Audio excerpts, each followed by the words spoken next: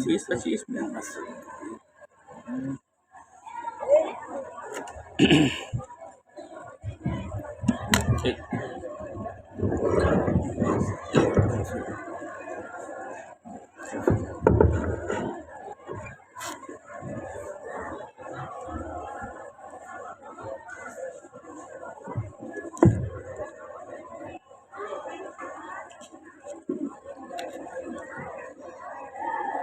الحمد لله رب العالمين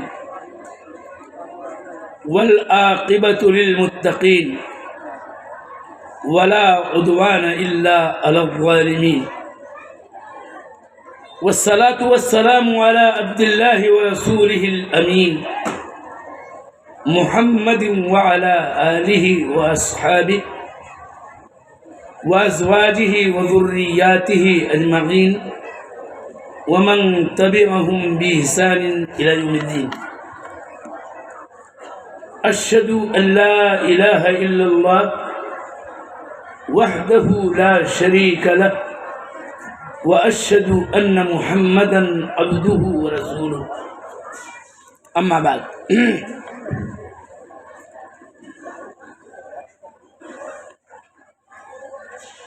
وقال الرسول يا رب إن قوم اتخذوا هذا القرآن مهجورا.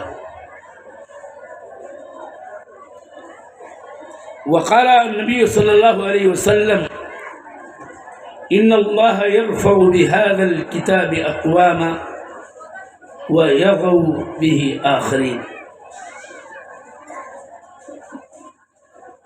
رب اشرح لي صدري ويسر لي أمري واحلل عقدة من لساني يفقه قولي. سبحانك لا علم لنا إلا ما علمتنا إنك أنت العليم الحكيم.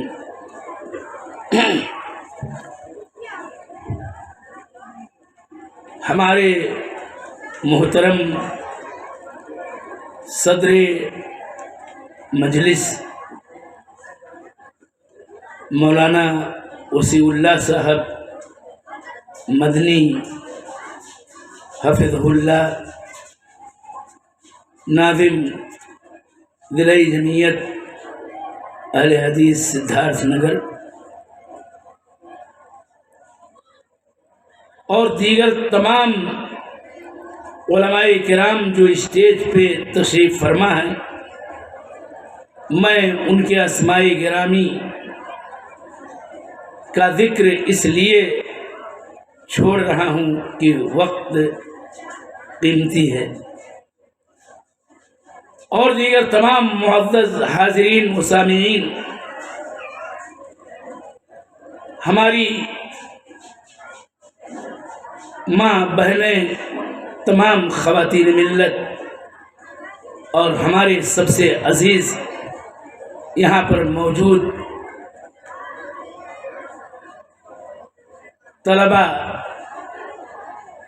جو قرآن کریم کا حفظ کر رہے ہیں، میں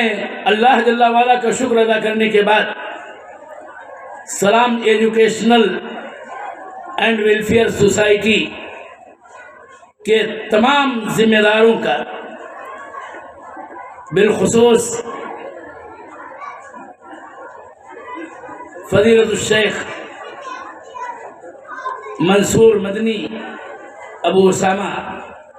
حفظہ اللہ کا شکریہ ادا کرتا ہوں، اور ان کے اساتذہ کا کہ جن کی کرم فرمائی سے میں آپ کے بیچ کھڑا ہوں۔ آپ نے خطبہ استقبالیہ سے ان کے نشاطات کا، ان کی کارکردگیوں کا علم حاصل ہی کر لیا ہے کہ وہ کیا کر رہے ہیں اور کیا کرنا چاہتے ہیں، اور کس طرح سے دن بدن علم و ادب کے اس گہوارے میں علم کا چراغ روشن کیے ہوئے ہیں۔ اللہ تعالیٰ ان کی کاوشوں کو قبول فرماتے ہوئے انہیں جزائے خیر دے۔ میں یہ بات جان رہا ہوں، جیسا کہ آپ کو بھی معلوم ہے، کہ یہ بچوں کی سالانہ انجمن اور ان خوش نصیب حفاظ قرآن کریم جنہوں نے حفظ قرآن کی تکمیل کی ہے، ان کے سروں پر دستار باندھنے کے لیے یہ مجلس رچائی گئی ہے، اور یہ سب سے عظیم الشان کام میں سمجھتا ہوں اس سلام ایجوکیشنل اینڈ ویلفیئر سوسائٹی کا، کہ انہوں نے جہاں بہت سارا کام کیا ہے، خواہ فوزان اکیڈمی کا ہو یا طاہرہ گرلز انٹر کالج کا ہو، سب سے عظیم الشان عمل میری نگاہ میں مدرسہ عبداللہ بن مسعود لتحفیظ القرآن الکریم و تجویدہ کے قیام کا ہے، کہ ہمارے لیے سب سے اہم ترین چیز یہ ہے کہ ہمارا رشتہ قرآن پاک سے جڑے، اور قرآن پاک ہی ہمارے لیے سب سے اہمیت کی حامل کتاب ہے، جو ہمارے لیے ہمارے دین، ہماری شریعت، جو اللہ کے نبی خاتم رسول رحمت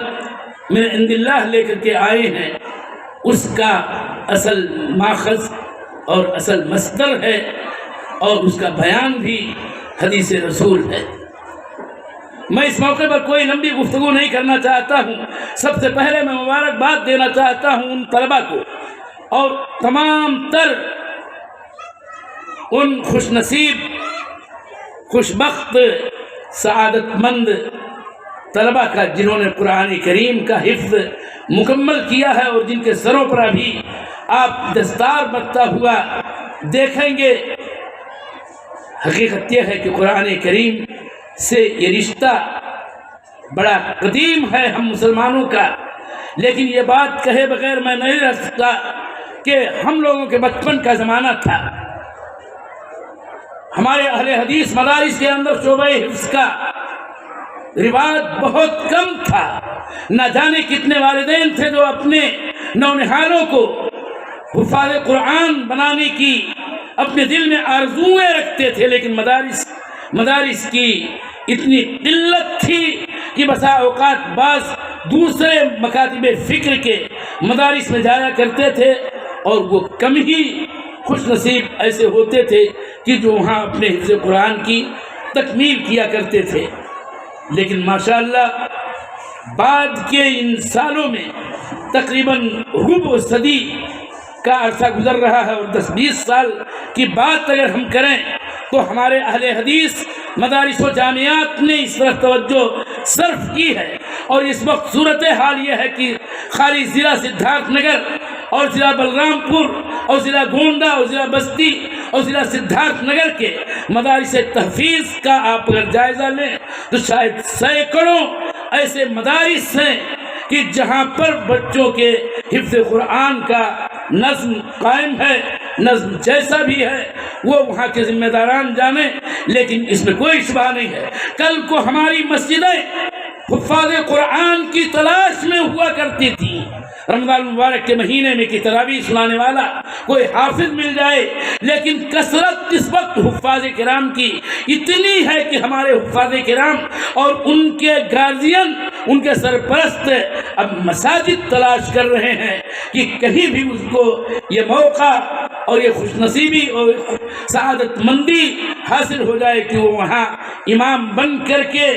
اور لوگوں کی امامت کریں صلاۃ تراویح کے اندر۔ اس لیے اس ادارے کا قیام بہت ہی خوش آئند عمل ہے،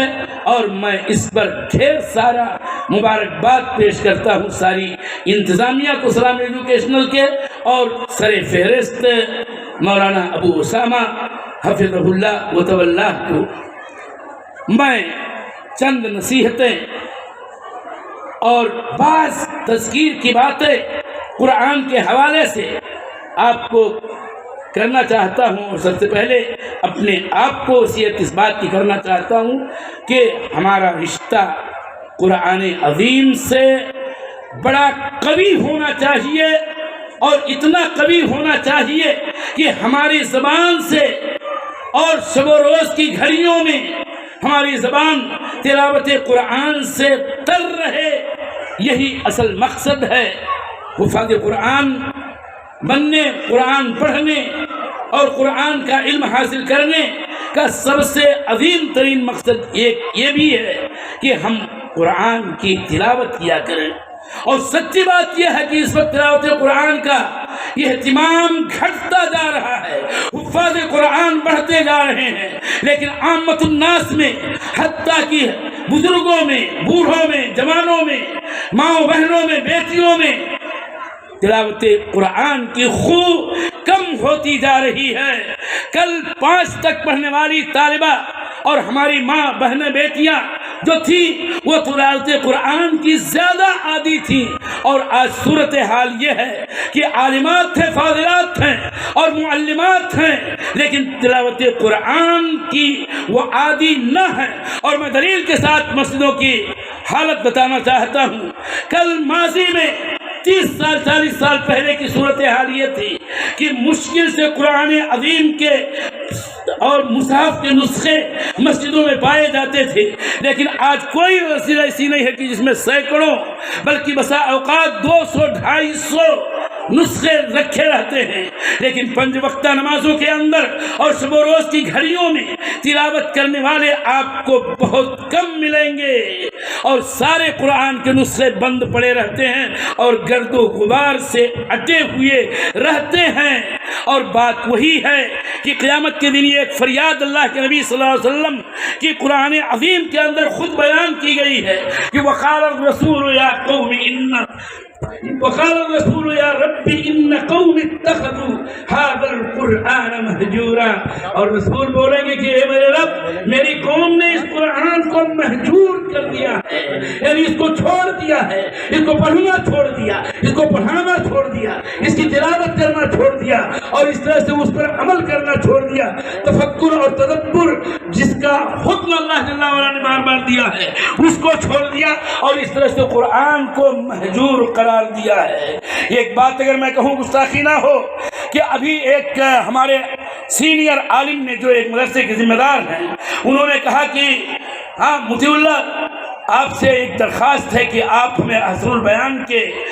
چند نسخے یا قرآن کے چند نسخے، انہوں نے لفظ استعمال کیا کہ قرآن کریم کے چند نسخے دے دیں، ہمارے ہاں طالبات پہلی بار فارغ ہو رہی ہیں اور بطور تکریم ان کو ہم بطور ہدیہ یہ قرآن دینا چاہتے ہیں۔ میں نے کہا اگر بات معرہ کی ہو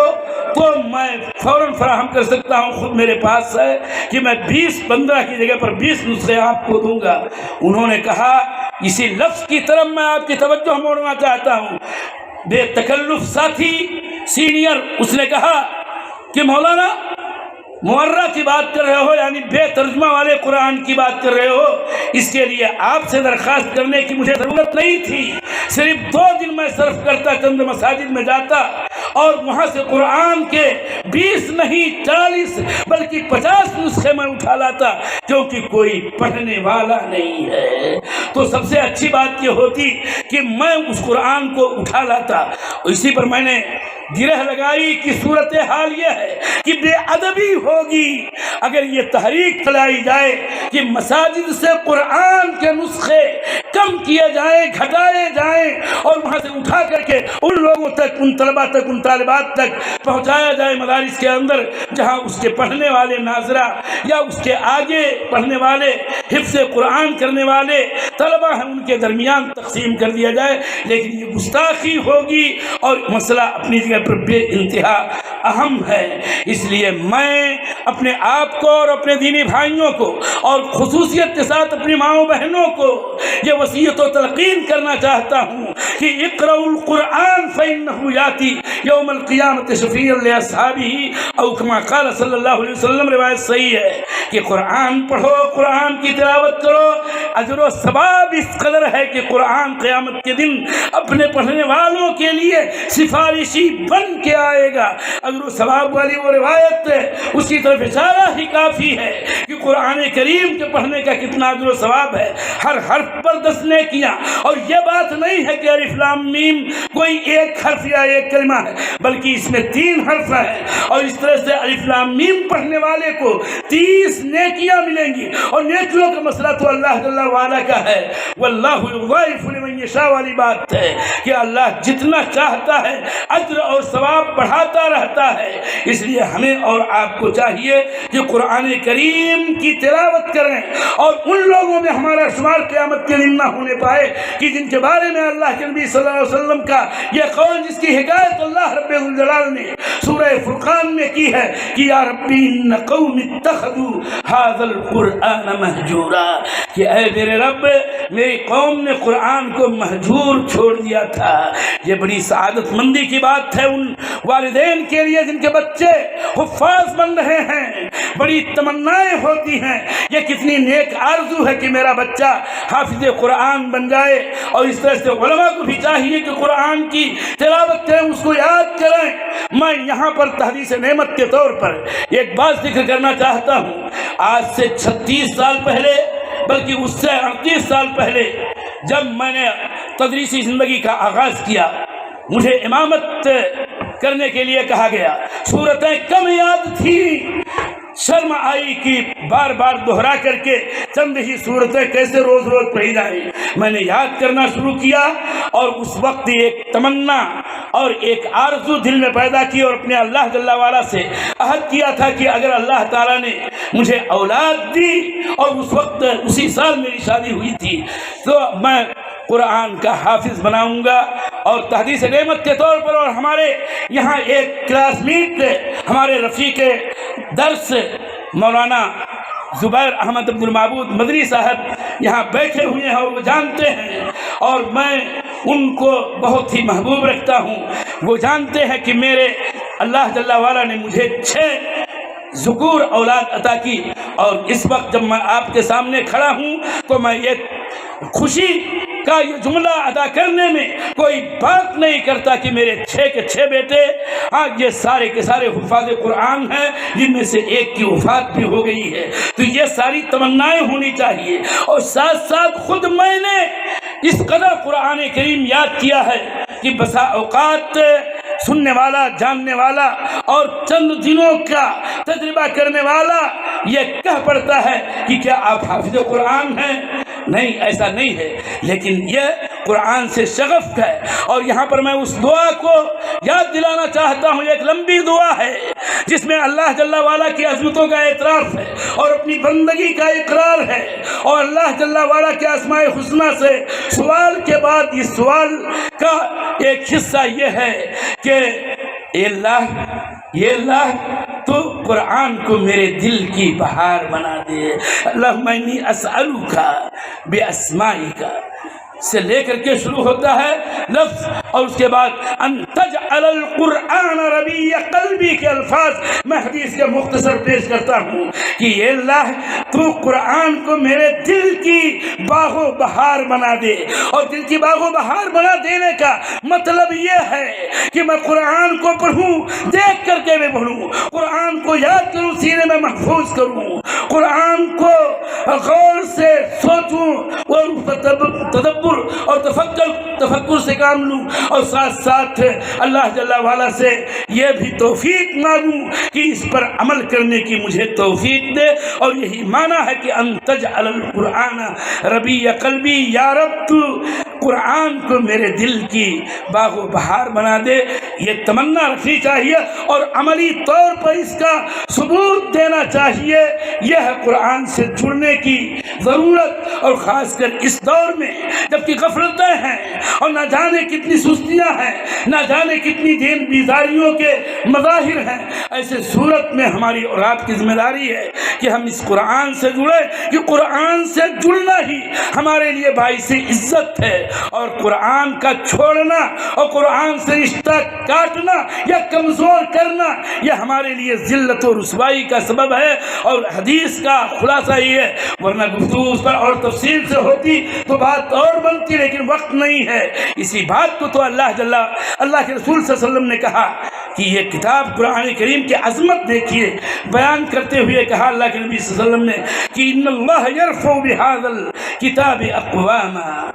اس کتاب قرآن کریم جو اللہ کا کلام ہے، اس کے ذریعہ اللہ جل وعلا نے نہ جانے کتنی قوموں کو رفعت و بلندی اور عروج و اقبال بخشا ہے۔ تو یہی کتاب ہے کہ جس کی بنا پر اور جس کی وجہ سے نہ جانے کتنی قوموں کو پستی کے عمیق خار میں ڈال دیا ہے۔ جو قرآن کو اللہ جل وعلا کا کتاب مانتے ہوئے، اس پر ایمان رکھتے ہوئے اور اس کے حقوق کو، تمام حقوق کو ادا کرتا ہے، اللہ جل وعلا اس کو دنیا میں بھی رفعتیں عطا کرتا ہے اور آخرت میں بھی سعادتیں عطا کرے گا اور نجات دے گا۔ اللہ جل وعلا اپنے مقربین میں ان کا شمار کرے گا، ان کے درجات میں اضافہ کرے گا۔ اور جن قوموں نے قرآن کی بے حرمتی کی، اس پر ایمان نہیں لائے اور اس کے مطابق عمل نہیں کیا، اور ہم خود کلمہ گو مسلمانوں میں سے جنہوں نے اس کے حقوق کو ادا نہیں کیا ہے، وہ کتنی پستی میں ہیں۔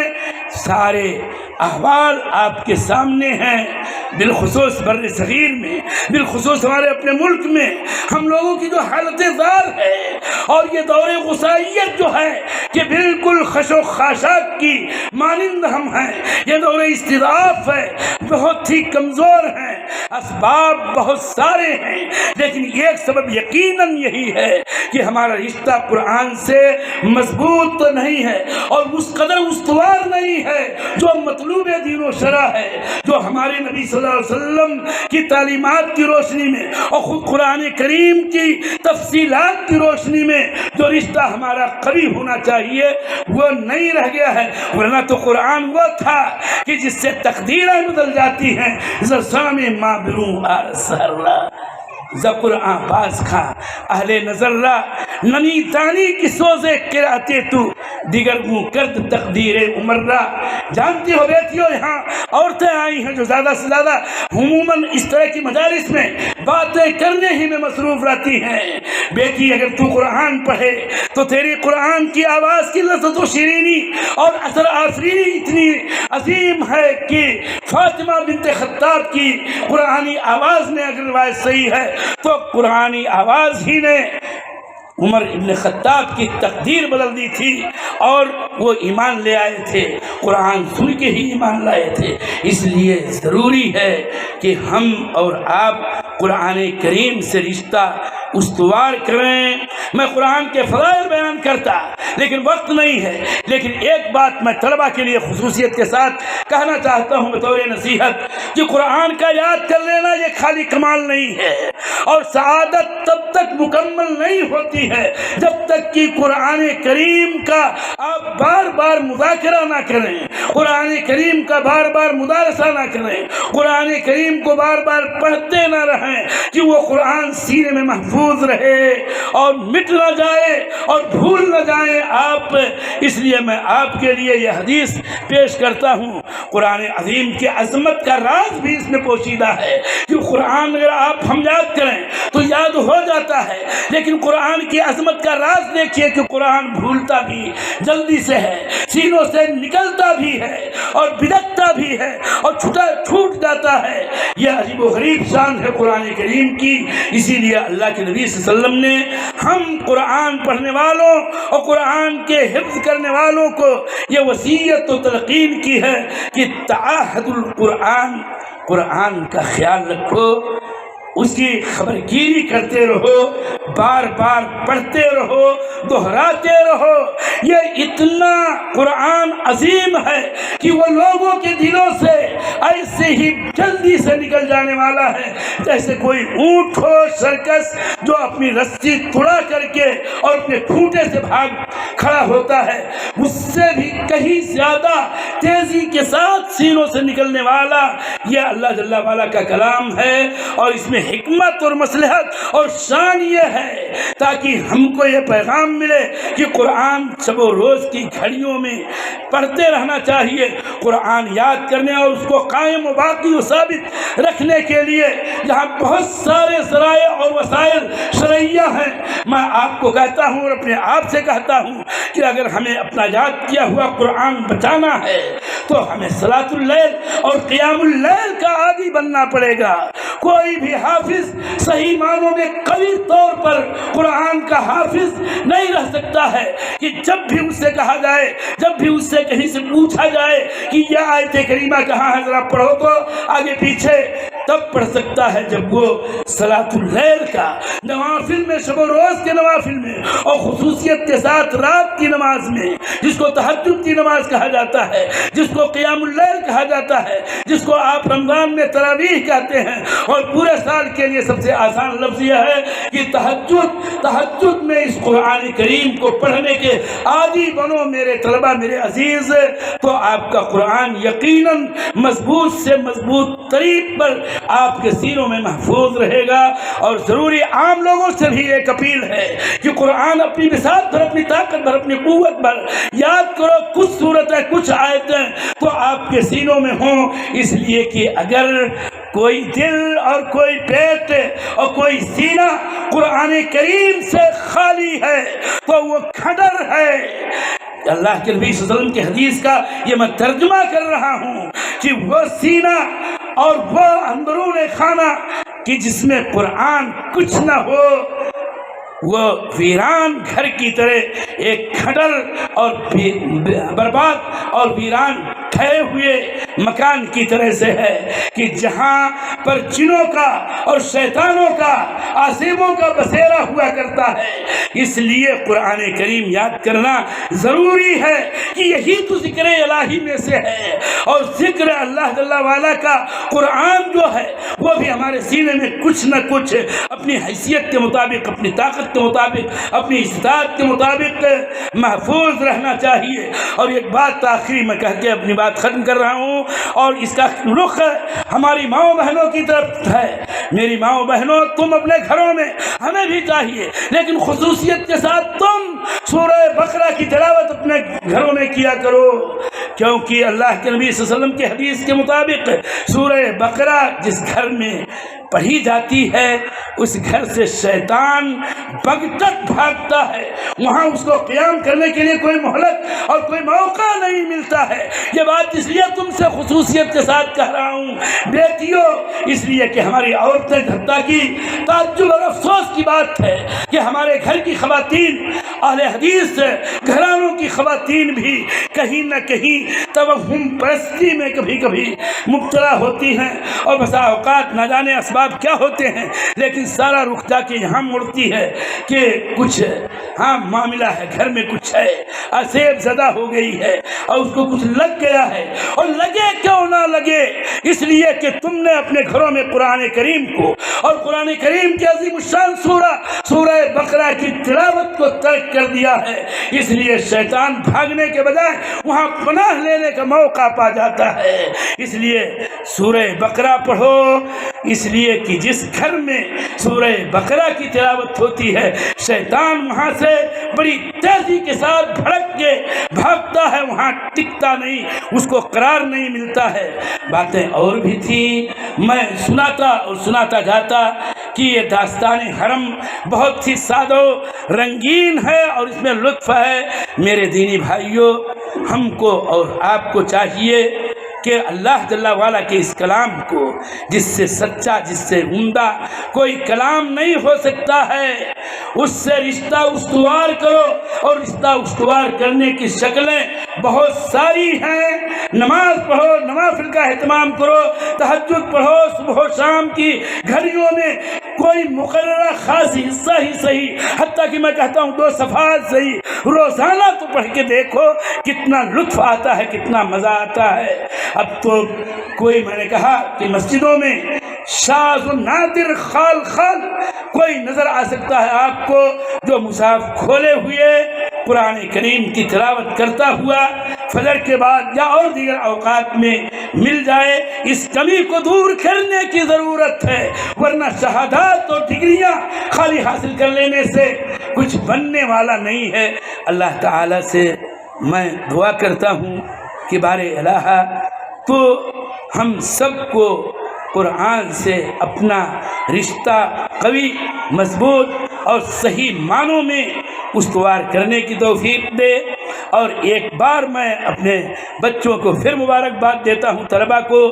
جنہوں نے قرآن کریم کے حفظ و تجوید کو مکمل کیا ہے، کہ آپ قرآن کریم کا مذاکرہ برابر کرتے رہیں، تبھی قرآن آپ کو محفوظ ہوگا۔ ورنہ میں جانتا ہوں ایسے سینکڑوں حفاظ کو، میرے اپنے گاؤں، میرے اپنے خاندان، میرے اپنے اقارب میں نہ جانے کتنے حفاظ پیدا ہوئے کہ جنہوں نے اس وقت سارا معاملہ تل پٹ کر رکھا ہے، مریا میٹ کر رکھا ہے، ان کو کچھ نہیں یاد رہ گیا سوائے چند چھوٹی صورتوں کے جو بچپن میں یاد کیا تھا، اس کے علاوہ کوئی بڑی صورت ان کو یاد نہیں ہے۔ اور ہم ان کو پکارتے ہیں، اے حافظ جی ذرا سنیے والی بات، تو حافظ جی وہی ہوتا ہے جس کو قرآن صحیح معنوں میں یاد ہو۔ لہٰذا تم اپنی اس ذمہ داری کو ضرور نبھاؤ۔ اور آخر میں اللہ جل وعلا سے دعا کرتا ہوں کہ اللہ تعالیٰ تو اس مدرسے کو اور اس جیسے ہمارے تمام تر مدارس کو دن دونی رات چوگنی ترقی عطا فرما، اور اس کے ذمہ داروں کو اجر عظیم سے نواز، کہ عمل بہت ہی اہم بھی ہے اور بہت ہی شاندار جاندار، اور قیامت کے دن اللہ جل وعلا کے ہاں تقرب حاصل کرنے والا عمل ہے۔ اللہ تعالیٰ سب کو